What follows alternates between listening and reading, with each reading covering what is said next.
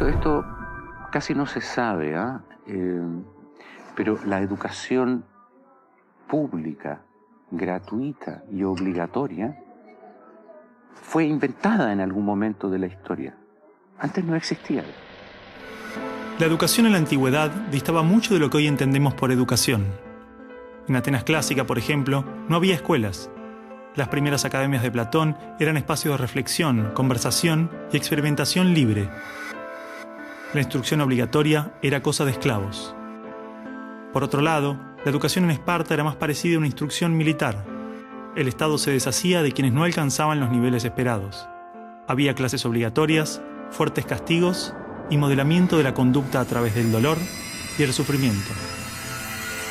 Antiguamente la educación estaba en manos de la Iglesia Católica, por lo menos en el mundo cristiano occidental. Y fue recién en el siglo XVIII, en una época de la historia que se llama despotismo ilustrado, seguramente lo escucharon en el colegio, en donde se creó el concepto de educación pública, gratuita y obligatoria. La escuela como la conocemos nace a fines del siglo XVIII y principios del siglo XIX en Prusia. Con el fin de evitar las revoluciones que sucedían en Francia, los monarcas incluyeron algunos principios de la Ilustración para satisfacer al pueblo, pero manteniendo el régimen absolutista. La escuela prusiana se basaba en una fuerte división de clases y castas. Su estructura, heredera del modelo espartano, fomentaba la disciplina, la obediencia y el régimen autoritario. ¿Qué buscaban estos déspotas ilustrados?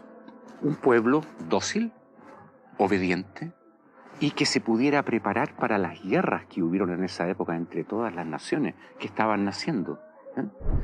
Por ejemplo, Catalina la Grande de Rusia llamó a los enciclopedistas franceses a preparar esto mismo.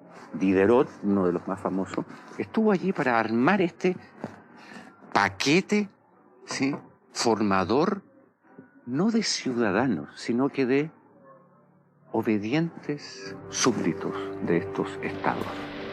Las noticias del exitoso modelo educativo viajaron rápido, y en pocos años, educadores de América y Europa visitaban Prusia para capacitarse. Con el paso del tiempo, el modelo se expandió a nivel internacional. Muchos países importaron la escuela moderna con el discurso del acceso a la educación para todos, elevando la bandera de la igualdad, cuando justamente la esencia misma del sistema provenía del despotismo, buscando perpetuar los modelos elitistas y la división de clases. Ese es el origen de la educación pública. Fíjense ustedes que Napoleón, un poco posterior, y enemigo jurado de todos estos déspotas, hizo lo mismo.